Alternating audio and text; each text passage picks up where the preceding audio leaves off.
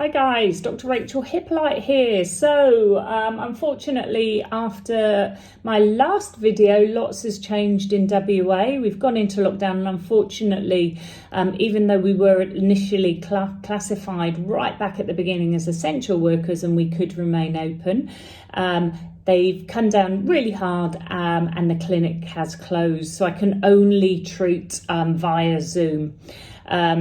So I've been spending all morning cancelling patients that I see in the physical form and my neurofeedback patients, unfortunately. But hopefully, fingers crossed, this is only going to be 5 days.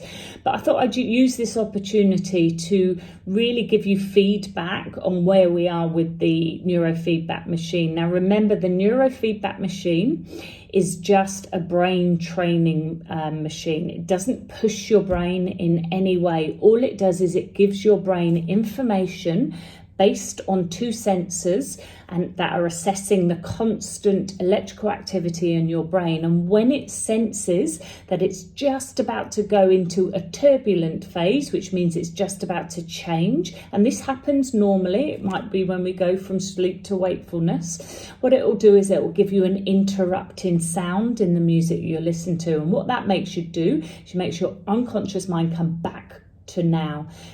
When it's now, it's going to assess what it's just about to do and whether it's appropriate for the now internally and externally. And what that will do is it'll override the automatic pathways that it was taking, the automatic pathways that it wasn't actually thinking about, that it's put in place, often based on things that have happened in our past. So what it's literally, that machine is literally like looking in a mirror. When I look in the mirror gives me information, doesn't do anything else. I then decide whether I need to make changes. Do I need to brush my hair before I go to work? Do I need to put makeup on? Is that the right top I'm wearing? And then I make the changes. So think about the neurofeedback machine literally as a mirror for your brain, to allow it to assess whether the automatic programs that it is just constantly doing, those negative thoughts, those whatever behavior that you find uncomfortable, it gets it to question it to determine whether it's appropriate for now, internally and externally. So in order to understand, I knew this machine was going to be fantastic. I've been speaking to psychiatrists in the US that use it, and their outcomes have been absolutely amazing. But I always like to try it on myself and on my clients to ensure that I'm getting those good results. I knew it was going to be amazing, but I'm actually gobsmacked about how amazing it's going to be. So I tried it on myself. I've been trying it on my family and clients. So I'm just going to give you a bit of that feedback about training my own brain. So in order to understand my crazy head, I'm very ADD, which means my prefrontal cortex is low. Okay, it doesn't function as well, which means I can get very distracted.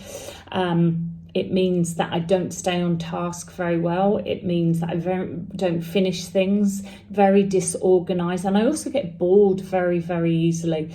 Now, I've learned to adapt to those things, but the problem is still there. So it's still that constant fight with my brain.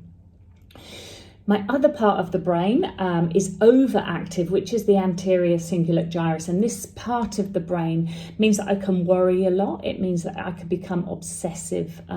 It means that I get stuck on things and then I become hyper-focused. So I literally get stuck on them. Now, for me, that when I was younger, that hyper-focused would be about my body and how I looked.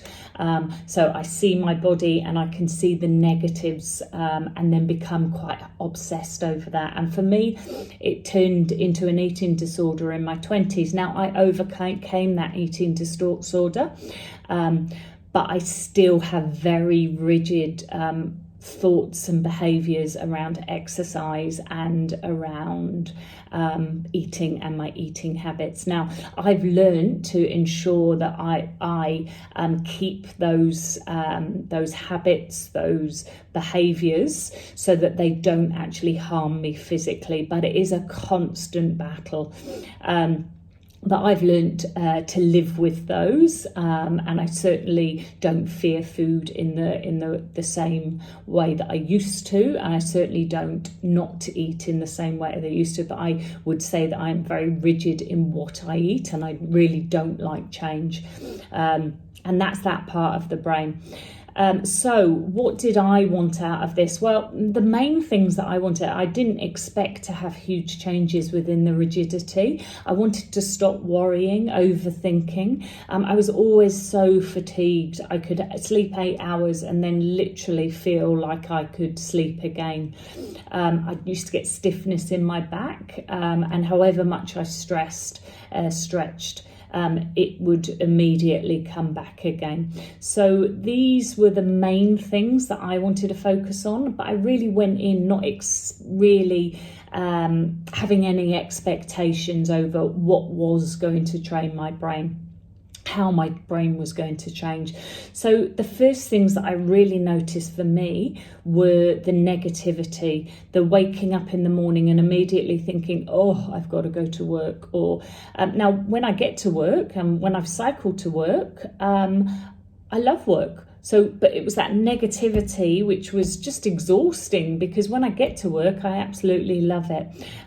Exercising, so when I cycle, the outcomes I absolutely love, but it was that initial finding that negative, which I was struggling with, and which really puts a dampener on your day when you're waking up in the morning. I was constantly thinking the night before, oh, I need to get enough sleep.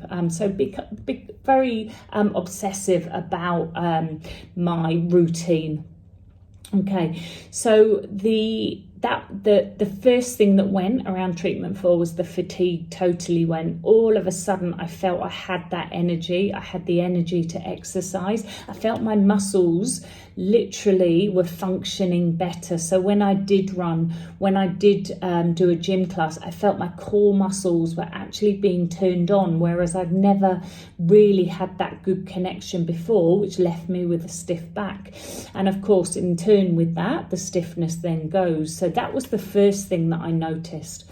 The second thing that I noticed is that the rigidity of food and exercise has reduced. I'm still exercising, but I'm eating a lot more varied. I'm not suddenly thinking, oh, I'm not allowed to eat that, or oh, I'm not allowed to. That's literally gone, which means my food is totally changed. You know, I'm eating a lot more carbs again.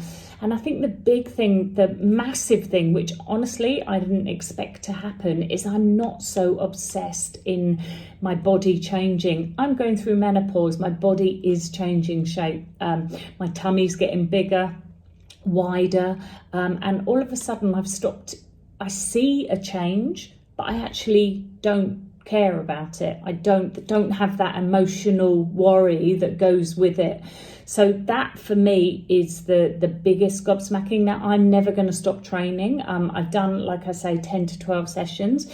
They say around 20 to get long lasting results. But to be honest, even after that, with the improvements that I've had, I'll continue, probably not as frequently as I am now, but I'll continue to maintain the changes in my brain. So the way I describe it is I literally feel stable in my brain. I literally feel flexible. My brain feels like it's able to adapt with things that are happening a lot easier than it did in the past. I've definitely stopped worrying. Another thing is I've suffered from disassociation, derealization in the past. And although the derealization has improved, I do sometimes get unfocused vision, which seems to have definitely sharpened up. And the other is I've always had a disconnection with my emotions. It's almost, I find it hard to feel. I do feel. I'm not totally disconnected, but I do find it hard to feel. And that has been awakened. I feel easier to show love. I feel easier to show, certainly with my partner, I feel more connected with him. And I think feeling those emotions is that able to help me how would I explain it, has able to allow me to express how I'm feeling a bit better. I was always absolutely brilliant at pushing things down, didn't want to deal with it. And remember, this is subconscious. I literally didn't know I was doing it until I learned those behaviors. So yeah, I feel that my brain has changed dramatically. I feel my brain is flexible to the environment and things that are going on, and I feel a lot more stable, a lot more resilient than I have been in the past. So I hope that makes sense. That's it from me. I will give my other videos on other things that I've seen in my clients and changes that I've seen already in the short time that I've been using neurofeedback. Thanks guys, see you later.